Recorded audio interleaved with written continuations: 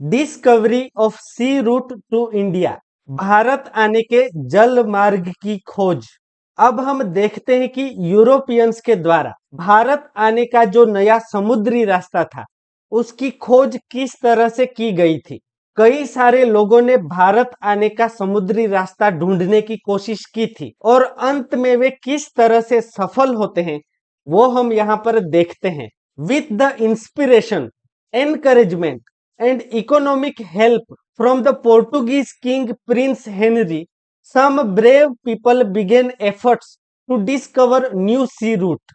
तो पोर्टुगल के जो राजा थे प्रिंस हेनरी, उनकी प्रेरणा, उनके द्वारा दिया गया प्रोत्साहन और उन्होंने जो आर्थिक सहायता दी थी, उनकी मदद से कई सारे ब्रेव मैन यानी कि साहसिकों ने भारत आने के लिए नया समुद्री रास्ता खोजने की शुरुआत की। प्रिंस हेनरी उस समय पर जो पोर्टुगल के राजा थे किंग जॉन, उनके बेटे हुआ करते थे, यानी कि ये पोर्टुगल के राजकुमार थे। तो उन्होंने कई सारे लोगों को प्रेरणा दी, उन्होंने लोगों को प्रोत्साहित किया और राजा के द्वारा काफी सारी आर्थिक सहायता भी दी जाती थी। यानी कि राजा और राजकुमार वे खुद लोगों को पैसा देते थे दूसरे देशों तक ट्रैवल करने के लिए। यानी कि उन लोगों की जो यात्रा थी, उसका खर्चा भी राजा के द्वारा दिया जाता था, ताकि उनके देश के लोग समुद्री रास्ते की खोज के प्रयास की शुरुआत करें। तो पोर्टुगीज किंग प्रिंस हेनरी ने कई सारे लोगों को प्रोत्साहित किया। उसके बाद कई सारे जो ब्रेव मैन, जो साहसिक लोग थे, उन्होंने भारत आने के लिए नए समुद्री रास्ते की खोज की प्रयास की शुरुआत की थी। Many great man tried to discover sea route to India, namely Bartholomew Dias, who discovered the Cape of Good Hope in 1488। और भारत आने के लिए कई सारे साहसिकों ने कई सारे प्रयास किए, जिनमें से ही एक हुआ करते थे बार्थोलोम्यू डायस, जिन्होंने 1488 में अफ्रीका में जो केप ऑफ गुड होप नाम की जगह है, वहां तक पहुंचने के समुद्री रास्ते की खोज की थी। जैसा कि आप यहां पर देख सकते हैं, इन्हीं बार्थोलोम्यू डायस ने, जो मैप में आप यूरोप से होते हुए जो अफ्रीका का साउथ अफ्रीका में केप ऑफ गुड होप नाम की जगह है, वहां तक पहुंचने का समुद्री रास्ता इन्होंने ढूंढ निकाला था। हालांकि भारत जाने की यात्रा में यह आधा रास्ता था, लेकिन कोई यूरोपियन यहां तक पहुंचा था, वही बड़ी बात थी। तो यूरोप से साउथ अफ्रीका के केप ऑफ गुड होप तक के रास्ते की खोज बार्थोलोम्यू डायस ने की थी। With the economic assistance from the king of Spain, Christopher Columbus began his adventure of discovering a new sea route, which again came to a stop at an island presently known as West Indies, situated in the Atlantic Ocean in 1492। तो Bartholomew Dias ने जब सबसे पहली बार Africa के cap of Good hope तक जाने का रास्ता ढूंढ निकाला था, उसके बाद भी वहां के कई सारे साहसिक नया समुद्री रास्ता खोजने की लगातार कोशिश कर रहे थे। उनमें से ही एक हुआ करते थे क्रिस्टोफर कोलंबस। क्रिस्टोफर कोलंबस को स्पेन के राजा के द्वारा काफी सारी आर्थिक सहायता दी जाती है। स्पेन के राजा उनकी यात्रा का खर्चा उठाते हैं और क्रिस्टोफर कोलंबस नया समुद्री रास्ता ढूंढने की कोशिश में निकल पड़ते हैं। और क्रिस्टोफर कोलंबस की यह समुद्री यात्रा 1492 में एटलांटिक ओशन में जो वेस्ट इंडीज के नाम से टापू है, वहां पर जाकर रुकती है। Columbus, who had believed throughout his life that he had discovered a new sea route to India, had actually discovered a new land. Since this clarification was made by Amerigo Vespucci, this new land began to be known as America। और Christopher Columbus जब सबसे पहली बार ये जो टापू थे West Indies, वहां पर पहुंचता है, तो उसको लगता है कि वो इंडिया पहुंच गया है। और कोलंबस अपनी पूरी जिंदगी यही सोचता रहा, उसे पक्का यकीन था, वो दृढ़ विश्वास से यही मानता था कि उसने भारत जाने के समुद्री रास्ते की खोज कर ली थी। और 1492 में इसकी जो ये पहली जर्नी थी, उसके बाद उसने और 3 बार वेस्ट इंडीज जो टापू थे वहां तक समुद्री यात्रा की थी। करीबन 4 बार यूरोप से वेस्ट इंडीज तक क्रिस्टोफर कोलंबस ने यात्रा की थी। और पूरी जिंदगी वो यही सोचता रहा कि उसने भारत जाने का समुद्री रास्ता ढूंढ निकाला, क्योंकि वेस्ट इंडीज के जो लोग थे तो कोलंबस को लगता था कि यही इंडियंस हैं। इसीलिए आज तक आप देखो तो अमेरिका के जो मूल निवासी हैं, वहां की जो आदिवासी प्रजा है, उन्हें रेड इंडियंस कहा जाता है। और वेस्ट इंडीज का नाम भी काफी सिग्निफिकेंट है, क्योंकि बाद में पता चला कि कोलंबस ने जो जगह खोज निकाली थी वो इंडिया नहीं था, वो तो कोई और ही नई जगह थी।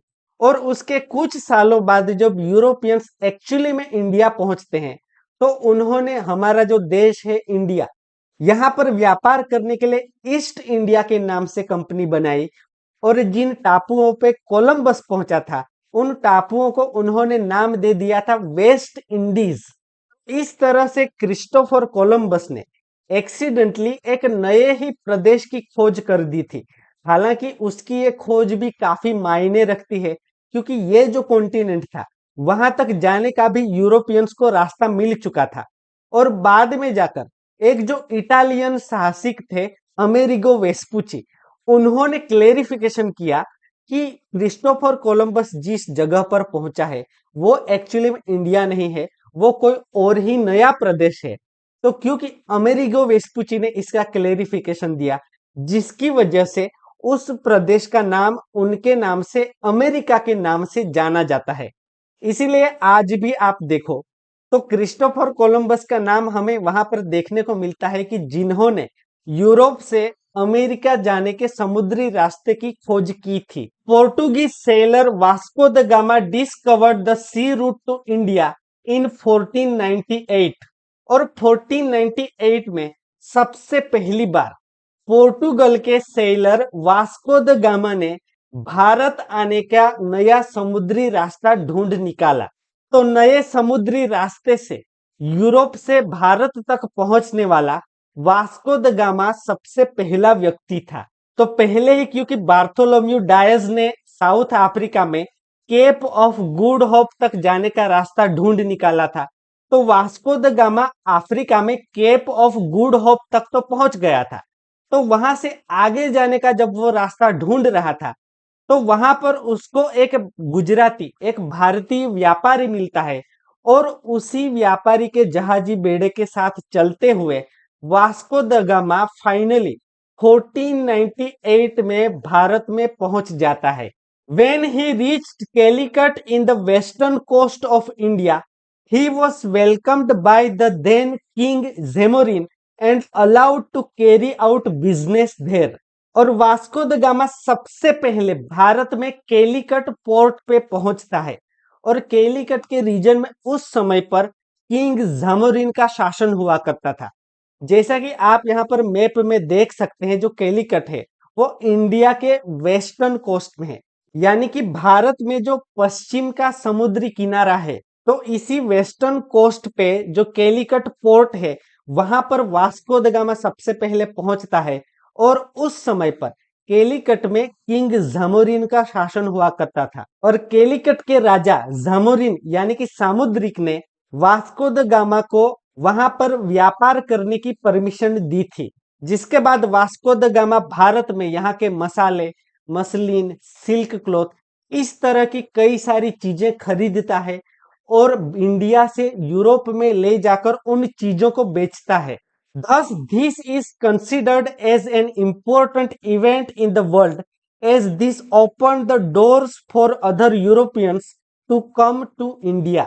और वास्को द गामा के द्वारा यह जो भारत आने के नए समुद्री रास्ते की खोज की गई थी, और इस तरह से उसने नए समुद्री रास्ते से भारत और यूरोप के बीच में व्यापार की शुरुआत की। यह जो घटना थी, यह हिस्ट्री में, इतिहास में बहुत ही ज्यादा इंपॉर्टेंट इवेंट माना जाता है, क्योंकि इसके कारण ही यूरोप वासियों के लिए भारत आने का द्वार खुल गया। यानी कि एक बार जब भारत आने का नया समुद्री रास्ता मिल गया, तो उसके बाद एक कई सारी यूरोपियन कंट्रीज के लोग इंडिया में आते हैं और इस तरह से भारत और यूरोप के बीच में फिर से जो व्यापारिक संबंध है वो एस्टेब्लिश हो जाता है और भारतीय मसाले, यहाँ का मलमल, रेशमी कपड़े और जो इंडिगो था उसका भारत और यूरोप के बीच में फिर से व्यापार की शुरुआत होती है। तो वास्को द गामा का नए समुद्री मार्ग से कैलिकट पोर्ट पे पहुंचना हिस्ट्री में बहुत ही ज्यादा इंपॉर्टेंट इवेंट माना जाता है। और इसके आगे हम देखते हैं कि किस तरह से एक के बाद एक कई सारे यूरोपियन कंट्रीज के लोग इंडिया में आते हैं और इन यूरोपियन कंट्रीज और इंडिया के बीच में फिर से व्यापार की शुरुआत करते हैं।